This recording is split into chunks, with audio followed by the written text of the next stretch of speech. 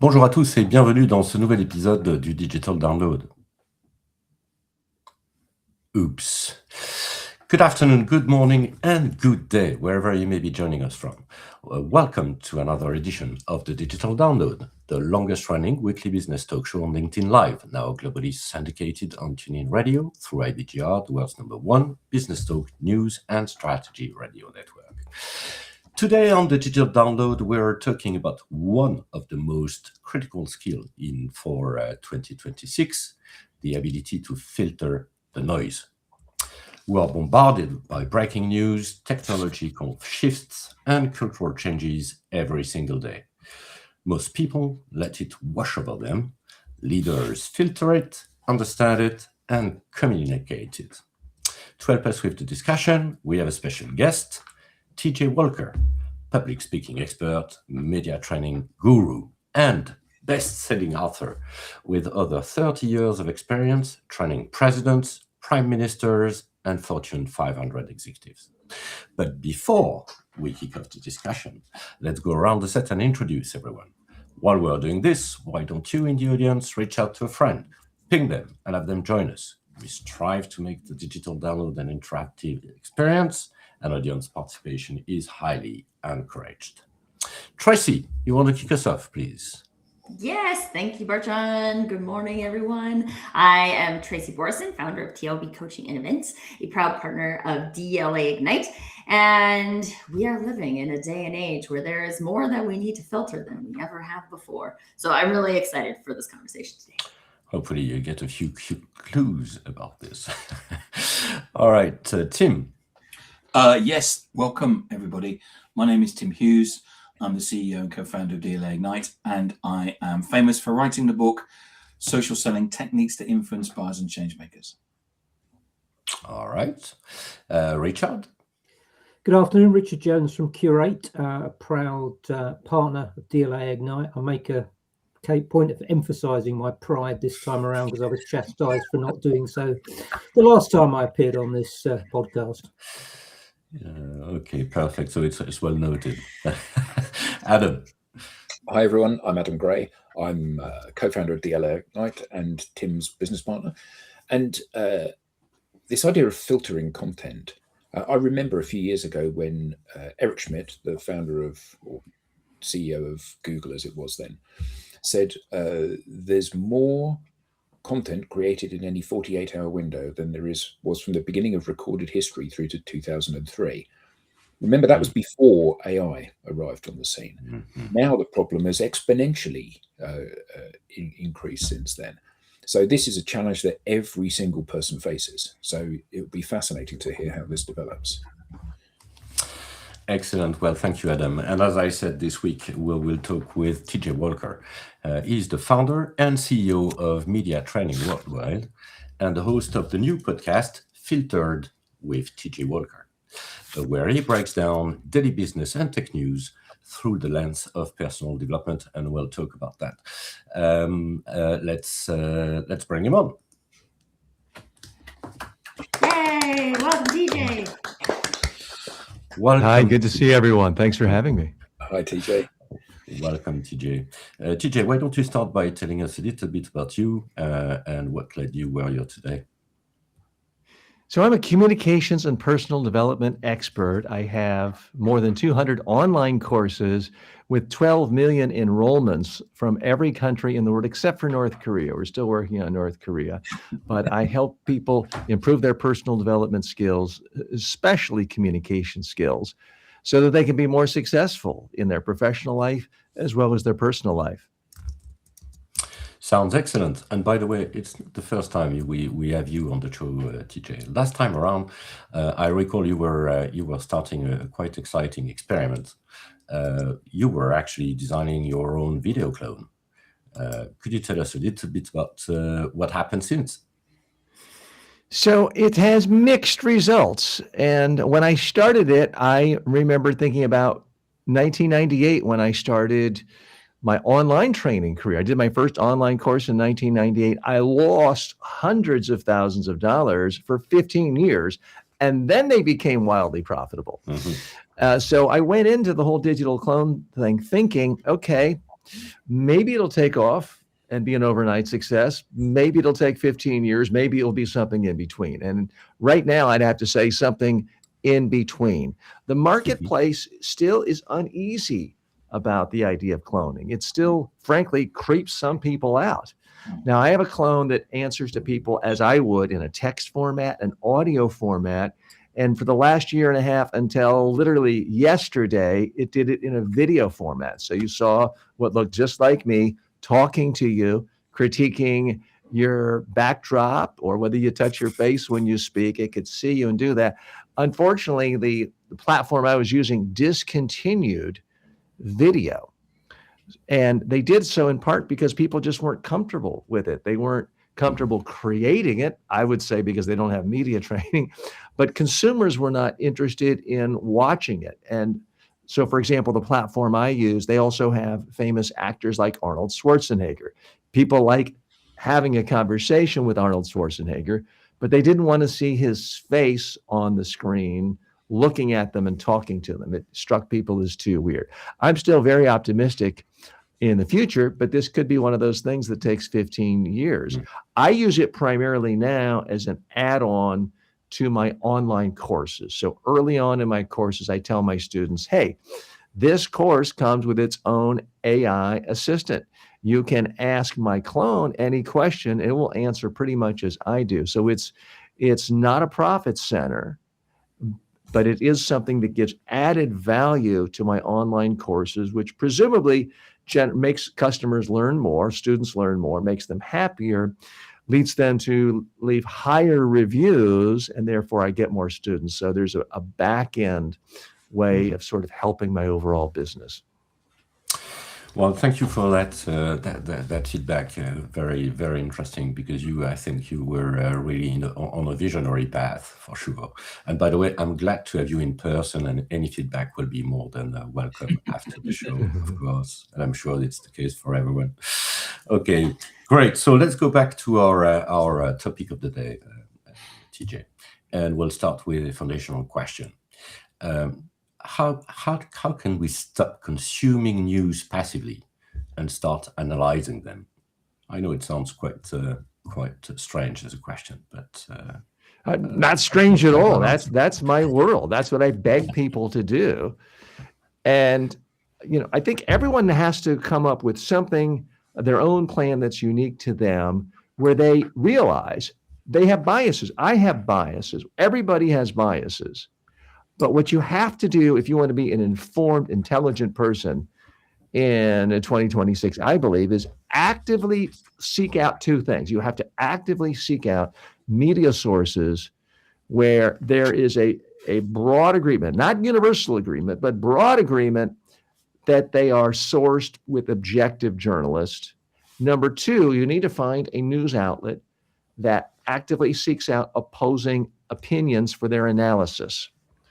So you have to do that. Unfortunately, the problem is everybody gets in an information bubble. If you're just following what is on Facebook or your Google News, it's going to pander to you. So if one person as a joke, does a blog post that says TJ Walker has the greatest, thickest, most beautiful hair in the world, and I click on that several times, before you realize it, my feed is going to be filled with stories about how TJ has great hair. Well, guess what? I don't have great hair. But it's easy to go down that bubble if you just passively look at what is thrust in front of you on Facebook, LinkedIn, other social media platforms. So I think the starting point is you've got to make a decision. Do I want to be an informed human being, or do I just want people to lie to me and tell me, your equivalent of TJ has great hair? I want the truth. So I look at a broad range of media on a daily basis. I look at the Wall Street Journal, not its opinion page, but the Wall Street Journal. I start typically my day with the New York Times. I also look at CNN. I look at something known as the Drudge Report that maybe not everyone is familiar with, and they have a link to every major news outlet in the world. And I will occasionally look at what's on Fox News, not because I think they give things objectively, but I do want to see how how certain segments of at least the American populace is viewing the world. And most important, this sounds sad to say when we're on social media, I really don't look at news stories that are pushed out by my friends on social media. Nothing against my friends, but I'd rather go directly to the sources.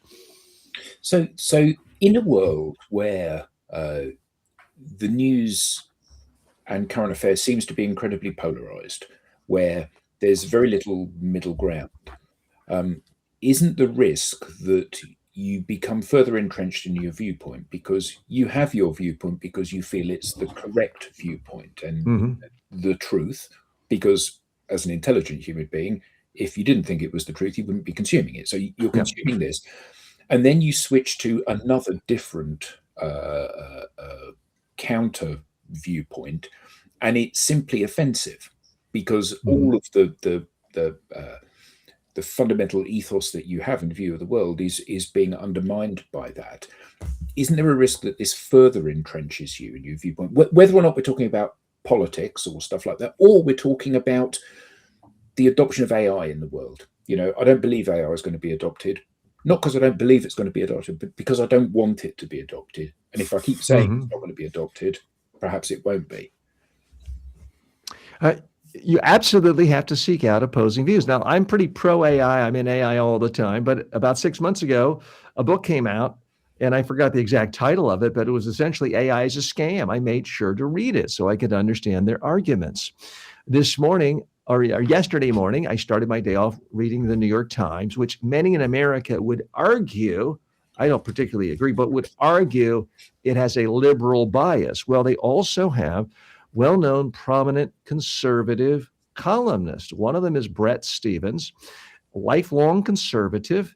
He's in favor of low taxes, limited government, worked at the Wall Street Journal for many, many years. He wrote a very compelling case as to why the Democrats would make a huge, huge mistake nominating Governor Gavin Newsom of California as the Democratic nominee for president.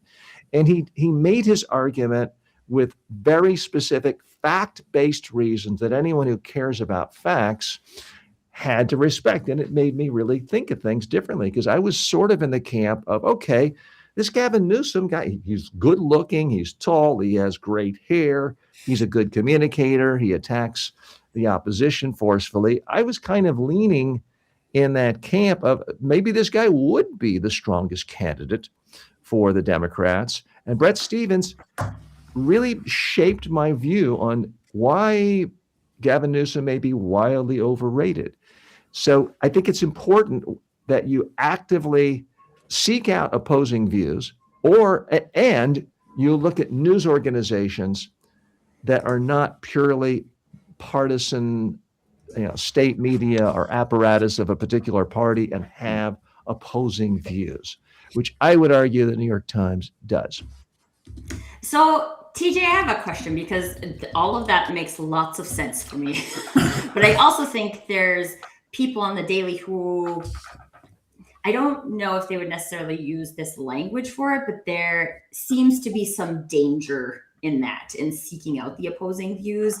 And so what is there I'm trying to figure out when you decide to do that, right? It feels like a mindset shift you make before you go and find your news outlets. And if that is the case, then what is the other pre-step that happens to kind of like open your mind to believing that maybe you're not seeing everything? Okay. So how do you open a closed mind? I wish I knew the answer to that. That is perhaps the hardest question I've ever received on any interview or any show. I wish I knew the answer to that. All I can do is try to present ideas in an interesting, compelling way and get people to look at things differently. So I position myself as a sane, sensible centrist on my show of Filtered. And I try to look at biases where, regardless of where you are on the ideological spectrum, you could, in fact, come to similar conclusions about certain problems in our society. So that's how I try to do it. and being respectful to people. If you start off with anyone who disagrees with me is clearly an idiot, a fool, or an evil person, you're obviously not getting people to open up to you and be responsive to it. But part of it, I think, should go back to people's elementary school education, middle school, secondary education, and actually be taught media literacy and be taught how easy it is to be fooled and to have disinformation. When you see 5 different friends saying black is white and white is black on social media, and a week later someone asks you, is white black or black white? You'll now parrot what you've seen on social media. And when people ask you, where did you learn that? You'll say, oh, I saw it on the news. Well, no, you didn't. You just had 5 friends in different places telling you white is black and black is white. And that's unfortunately how perceptions of reality get changed. So as a follow-on to that, I've got a really, I guess that part of the challenge that we have is that there are so many disparate news channels now. And there are so many disparate, I think it was coined as alternate facts by, also known as lies. Absolutely. And I think that if you were a specialist in a particular field, so you're a specialist in media, it's quite easy for you to look at media and say, well, clearly this is correct based on my own expertise in this. Mm-hmm. This is incorrect. And I think most of us are quite comfortable within our own areas of specialism, mm-hmm. holding strong views on things. When you step Mm-hmm. outside that, you see things like, if you need to have light treatment or inject bleach or whatever those things are, that clearly if you're a medical professional, you'd look at that and you'd go, that's utter lunacy. Mm-hmm. I think that part of the problem is that there are so many different ways of accrediting people. And I'm not thinking about this just from a political standpoint, from a technological standpoint as well. We're all running businesses. We want our businesses to be successful. We need to try to get first mover advantage in whatever area that happens to be. So gaining insights about whether or not customer behavior is moving in a particular way or technology is moving in a particular way, getting those insights before our competitors can be hugely beneficial. Mm-hmm. The problem is that a lot of the people that purport to be expert and have an impartial opinion on this stuff don't. So how do I, as an average Joe, who's trying to make an important decision about something in business or my personal life, how do I know whether or not I am in fact using critical thinking skills, or whether or not I am simply being farmed by people that have gone several layers deep in proving accreditations for what it is that they want me to believe? You have to ask yourself on a daily basis, is some of this news making me uncomfortable and questioning my previously held convictions? If the answer is no, it means your brain is shut. It means you're not seeking out active information. If you're trying to follow a new guru, how about doing a Google search or ask ChatGPT, give me the pros and cons on this person. So if you're thinking, for example, of taking health advice from a former heroin addict known primarily for having a worm in his brain, maybe take a few minutes and Google what the reviewers say and the critics say. Ask ChatGPT or Anthropic, Claude, whatever your AI program is of choice, and ask them for a clear-cut listing of pros and cons and reviews of that. I mean, many people already do that before they decide what movie to go to on Friday night. Yeah. I think your health and the entire structure of your government and society should get the same amount of attention to reviews as you would give in selecting a movie. Sounds A question on that, because no, that's me, Tracy. My turn. Yeah, you talked about education earlier, and I think that's quite interesting because critical thinking or self-thinking, if you want,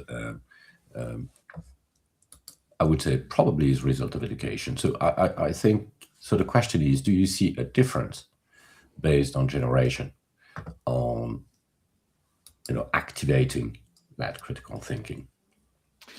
Well, I think we live in an age where people of every age prefer confirmation bias. They prefer hearing something that confirms their pre-existing views.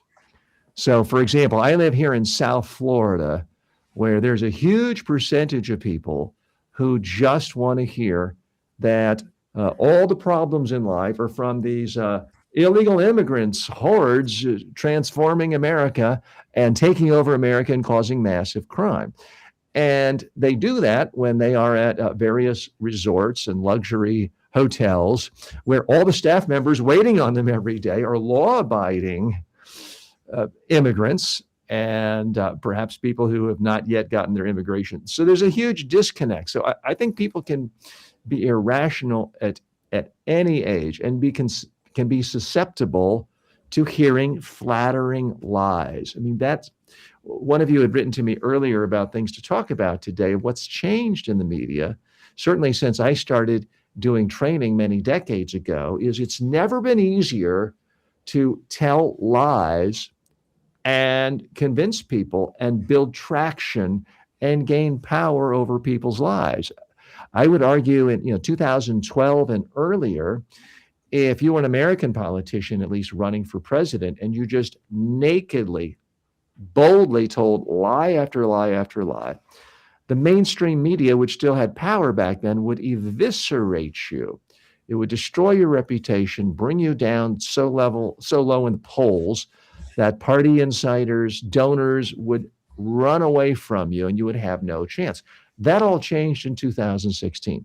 Social media became so much more powerful that it became possible to be a politician and just spew absolute lies, do it with confidence, do it in such a way that you appeal to the self-interest of a certain base and make them feel like they're victims. And you can gain power, gain followers, gain money, and ultimately run things, at least here in the United States. So that is what is hugely different. I used to, frankly, I'm sorry, go ahead. No, I'm interrupting you. I mean, in my media training, going all the way back to 1984 was the first time I did media training when I was in college for a politician. A part of what I said in every media training is never lie to the media. They will hate you. They will expose you. They will harm you, harm your reputation. You'll destroy credibility. I unfortunately cannot ethically tell my clients that anymore. Now, ethically, I do tell them don't lie, but I can't ethically say it will harm your business or harm your career or your political campaign, because we now live in a different era where if you tell lies that are highly appealing to people and you do it again and again and again with a smile on your face and with authority in your voice, it can actually help your career. I wish that weren't. I don't advise people to lie, but it simply is true now that quite often whoever's willing to tell the bigger lie wins.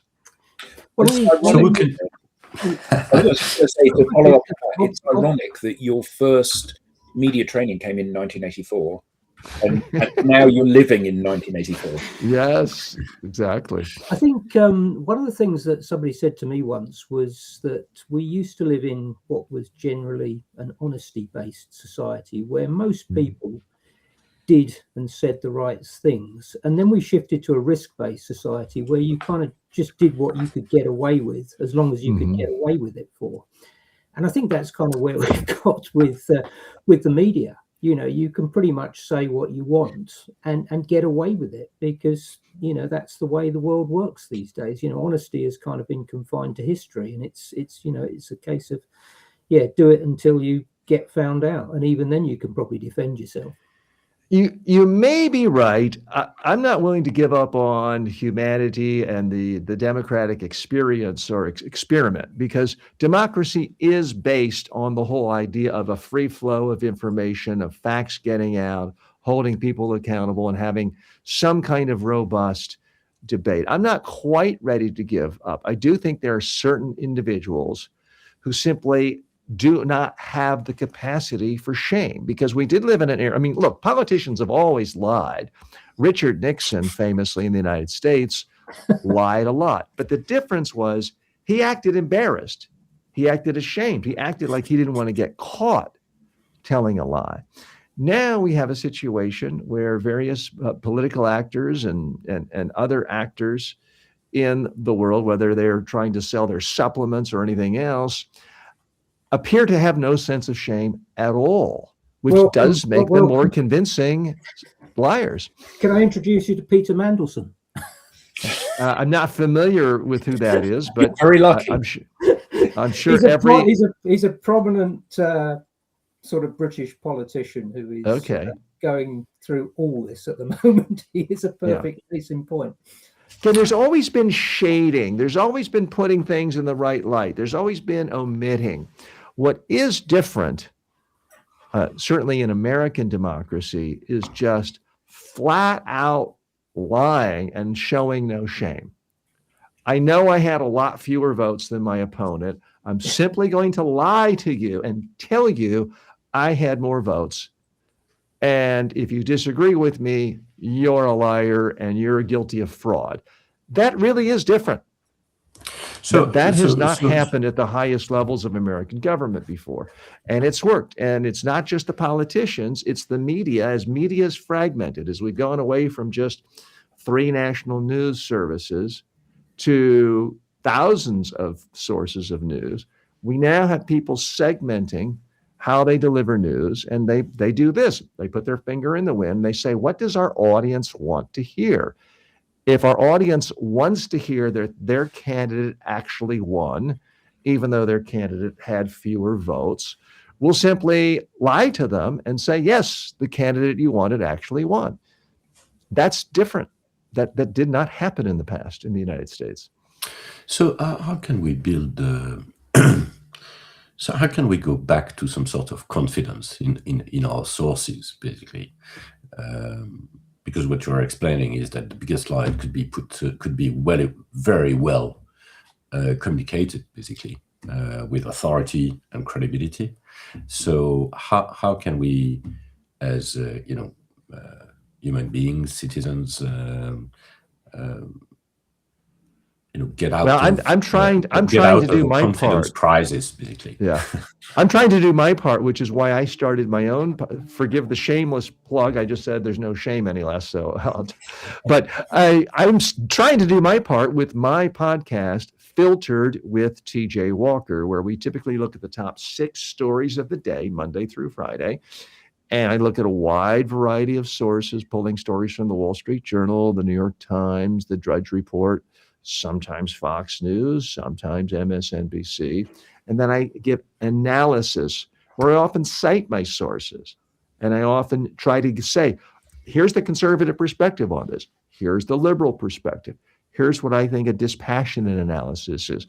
Look for people like that, instead of looking for someone where you already know everything they're going to say in advance. If you turn to certain programs, let's just say you go to Sean Hannity, someone I used to debate almost nightly early in his career. If you look at Sean Hannity on Fox News Channel, for example, which is the #1 rated show at that time slot in America, you already know every single thing out of his mouth is going to be, the problem with what happened today is the liberal Democrats are so extreme and they're so taken over by socialists and illegal immigrants that they're trying to destroy America. It just doesn't matter what the issue is. Everything is going to go back to sort of a knee-jerk, here's the enemy. It's not your fault. It's not the fault of anyone you voted for.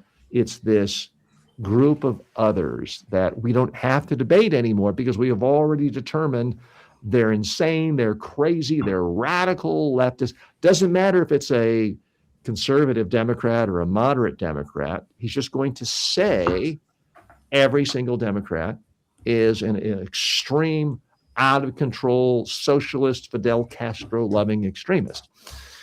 When you hear things like that, that's when it's time for you to say, okay, maybe I'll listen for 5 minutes, but now I'm going to go other places to figure out what's really going on.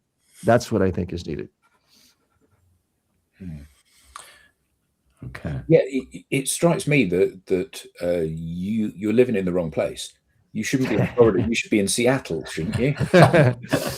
Well, that's a problem in and of itself, where people are segregating. They get in these bubbles, and then they never have a friend or family member question them or trying to have a debate, because that is happening in America, where you see our big cities, frankly, the places where people are most productive, make the most money, create the most, places like San Francisco, New York City, places like that, are overwhelmingly democratic and liberal in their orientation. And you have the most Republican and conservative places in America, places like Mississippi, Alabama, which produce the least. They are the welfare recipients. People from New York and California have to send tax dollars to provide welfare to those states. And meanwhile, the number one place for Trump's support, I'm sorry to be overtly political, but it's hard to discuss these things without the number one source of support for Trump are rural areas in the South, especially, but rural in particular, anywhere in the country, where people make the least amount of money and are most dependent on government subsidies and government health care and government subsidies for their crops and food stamps and the rest. And they're the ones who have bought into this idea that government's always bad because it allegedly only helps other people who have different skin color than they do. But this don't feel for a moment this is a purely American problem, this polarization, because it isn't. I think it's worldwide. There's no doubt. We see it in pretty much every country, and we see it, and politics is the most visible area in which this is true, but it seems to be true everywhere. We have spent the last decade trying to explain to people that the tools that they have used to sell their products and services are no longer appropriate for the people that they're trying to sell them to, because people don't buy that way. And everybody nods, and then they go back to doing exactly what they were doing yesterday, even having agreed violently with what it is that we've said.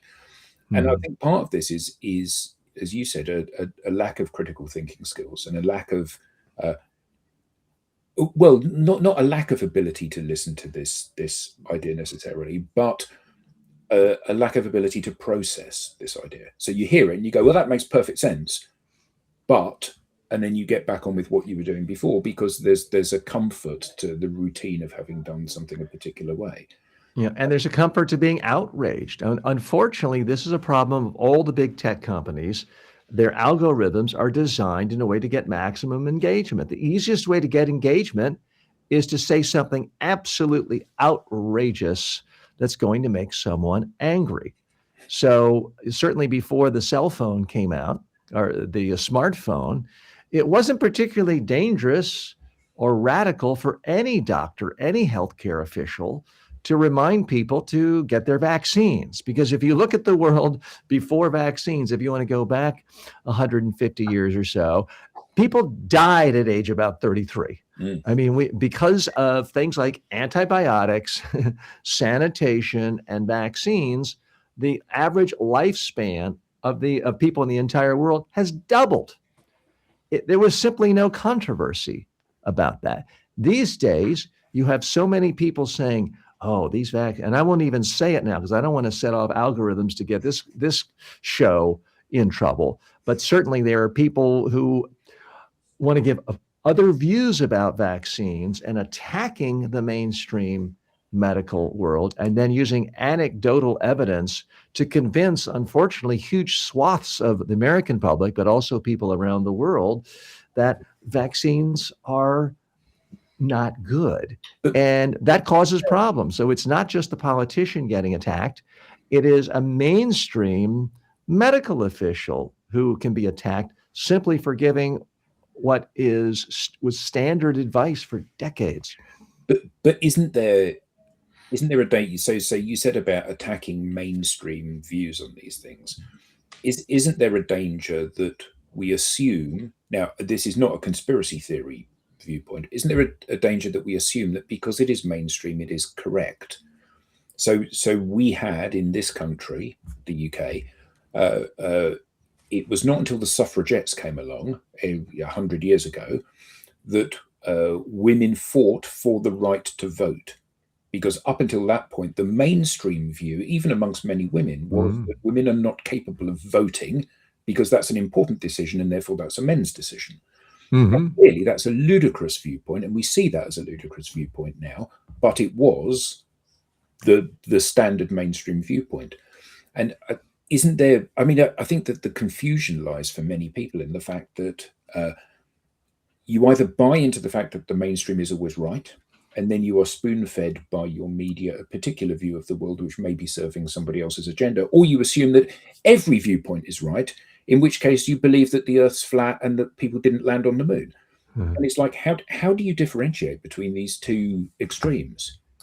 Well, clearly the mainstream view can be wrong, and from historical perspective, it can be wrong. I do think you have to look at things in two different categories. One is basic political values and philosophical values. Whether or not women should have the right to vote is not fundamentally an issue that science can decide. It is an issue of philosophical debate. I happen to think women should be able to vote, but it's not because of scientific reasoning.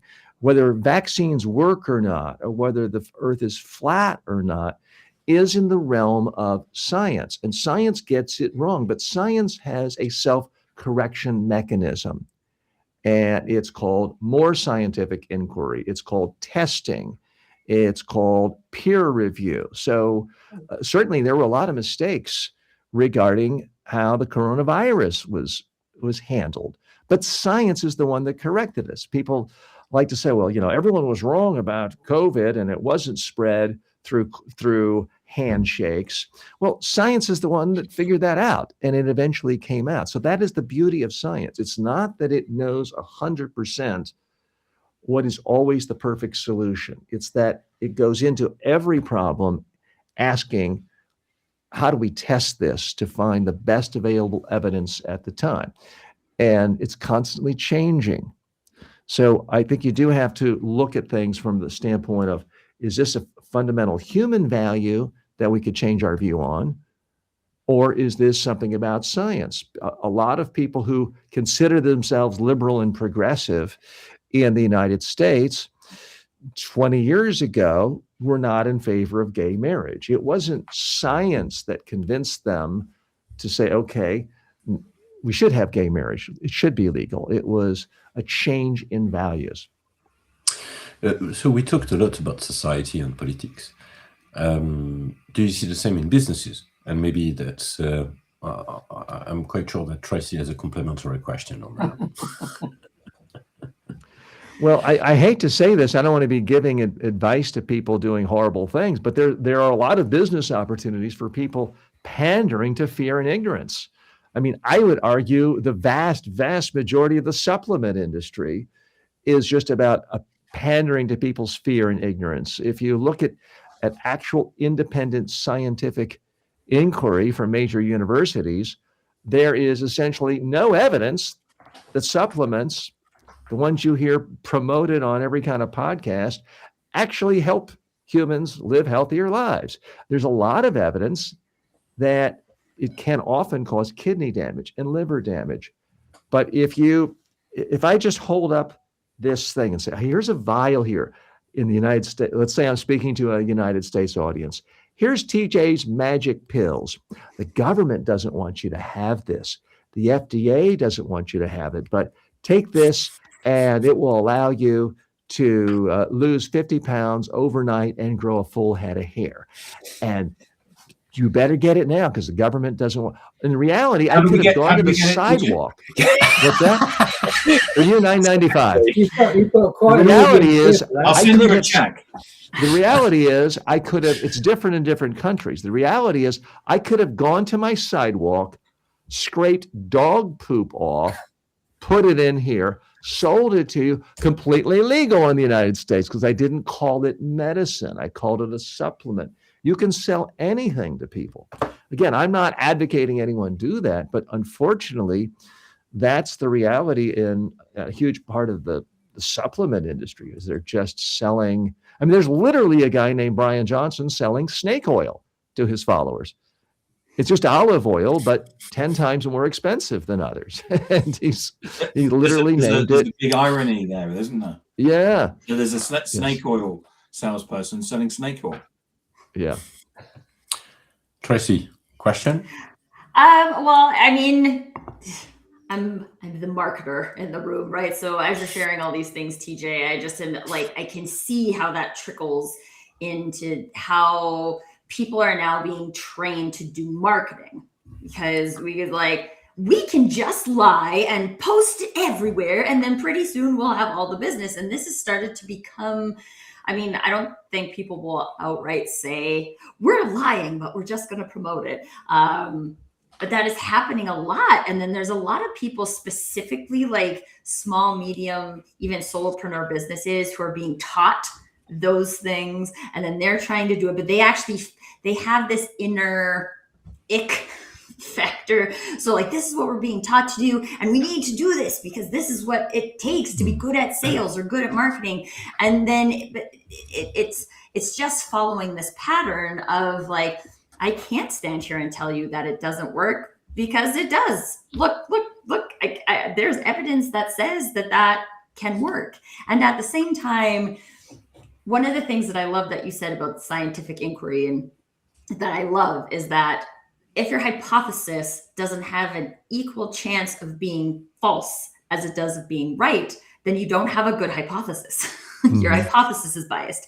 And so when we look at these types of things, I think there's many opportunities for us to look at sales and marketing. I will call it information, but I think a lot of people are considering it truth right now, and say like, does this match real scientific inquiry? Does it match like the rest of, I mean, I always think like there's truths in science and physics, and then we like forget that similar truths are available in these other places. And so it creates an opportunity, I always think, to just like ask the question. But as you already previously said, there's a lot of people who are uncomfortable with doing that, because it seems the harder thing to do than the easier thing to do. Let me inject a little smidge of optimism into our conversation. There is a difference between the business world, and presumably most of your clients, and the political world. In the political world, it's all about a one-day sale. It's election day. And you can lie and lie and lie. If you just make people angry about the incumbent or the other person, you only have to really affect them one day, and you only have to get a plurality of votes, and you win. The next day, it's out of business until the next election. Business is different because you're essentially open every single day. So if you sell me a product, if Adam, you sell me your magic hair growing pills, and you say it's going to give me a perfect head of hair, or Tim, you sell yours and it's telling me I'm going to have a perfect head of hair in 30 days.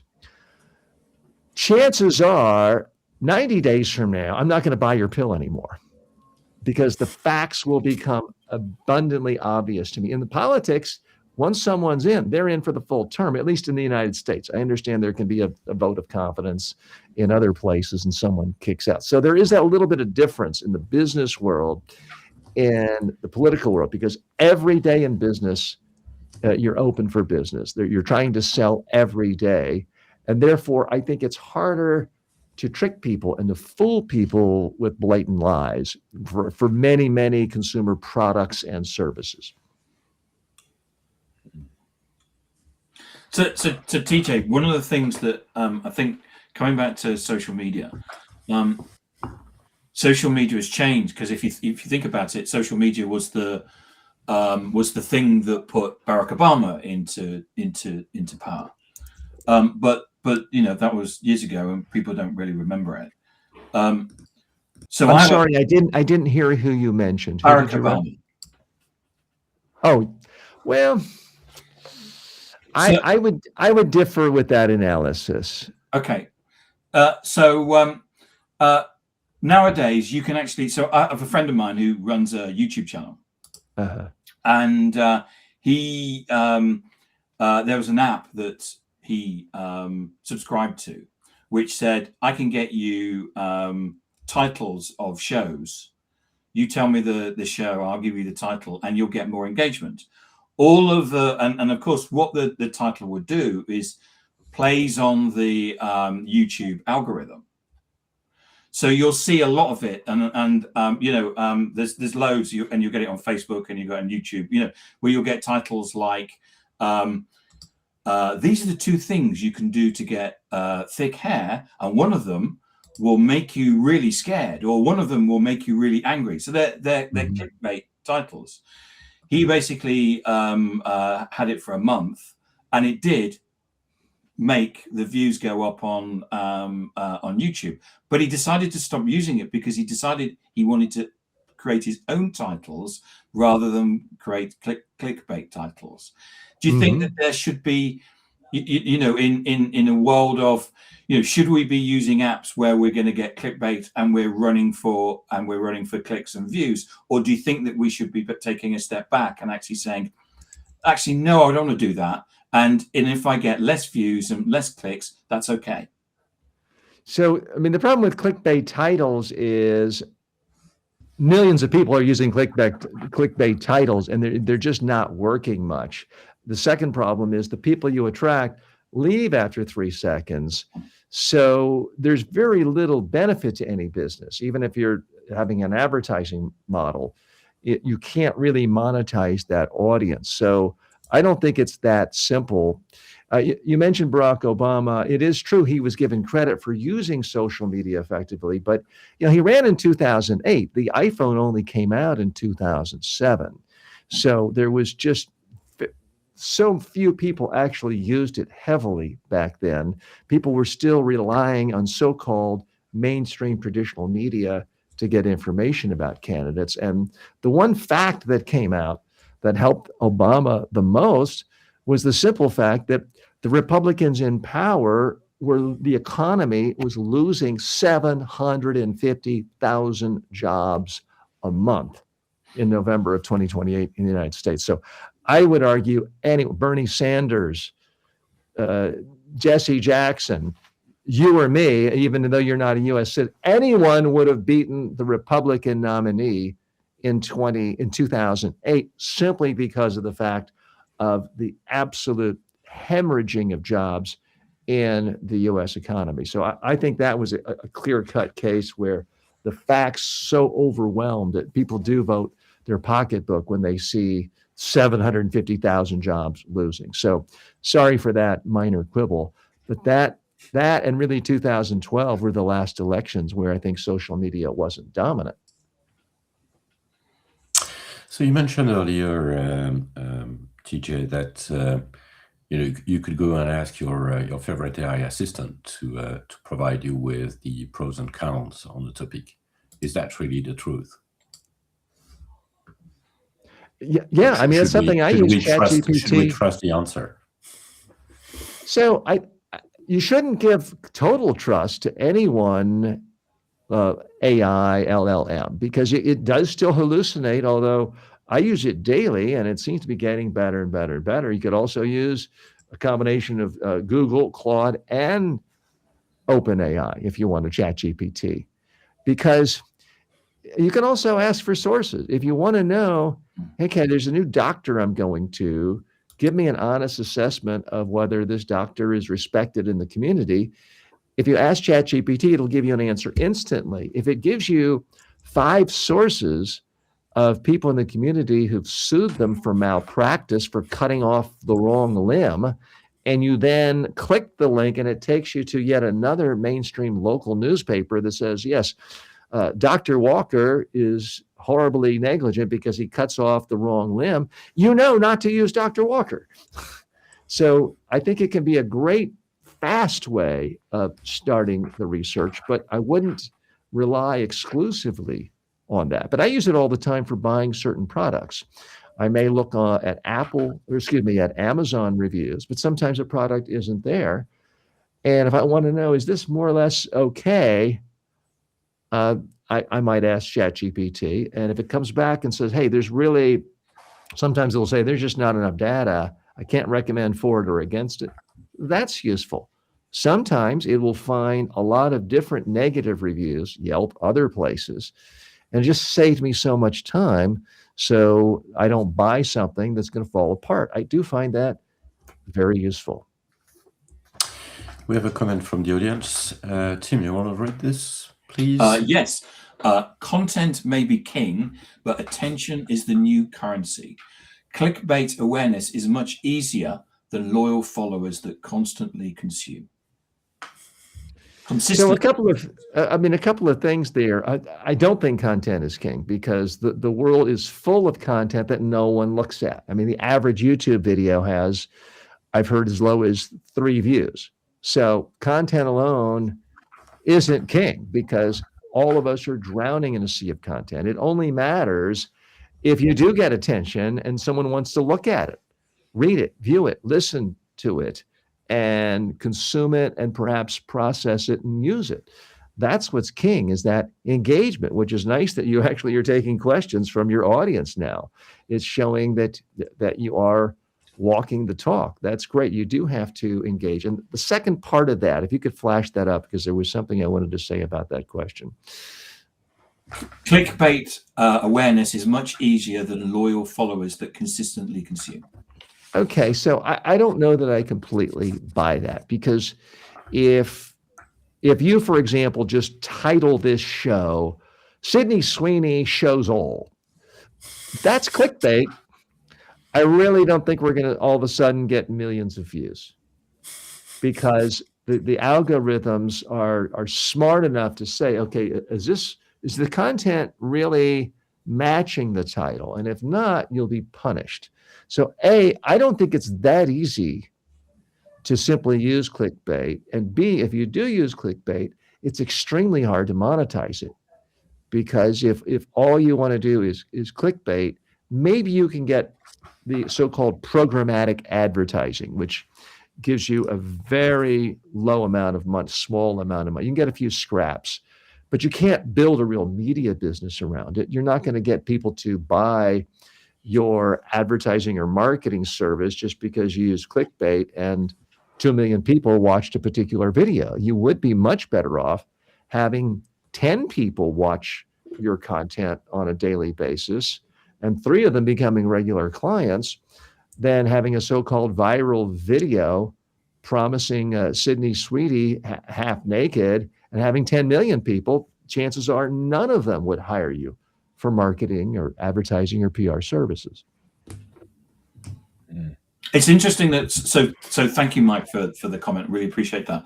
I'm just going to point out the fact that that's coming from Facebook, which we don't often get people commenting from Facebook. Thanks, Mike. All right, TJ, this has been really great. Where can we find you? Where can we learn more?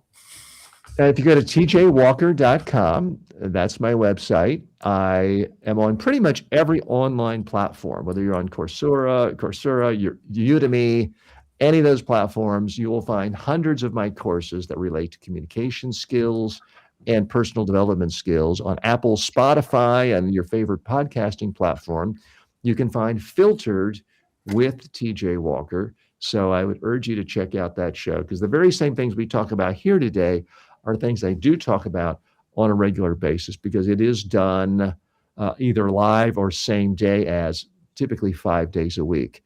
And it's news with a different twist, because we are looking at top news stories, but then filtering it.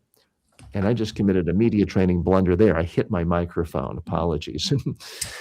We're filtering the news through the lens of personal development skills. So I might analyze the content of what a president or a prime minister says, but then I'll also comment on their style and how they did it and how you can improve.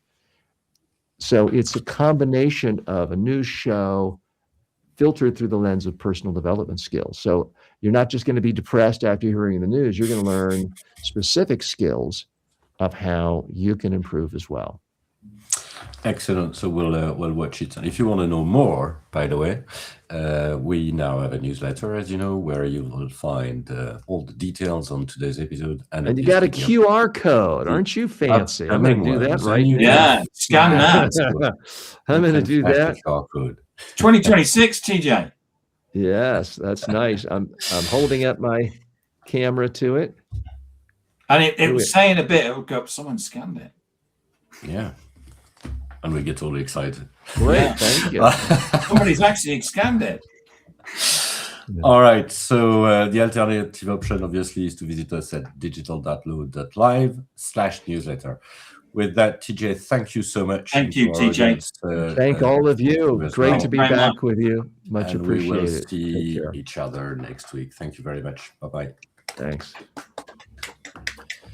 Thanks, everybody.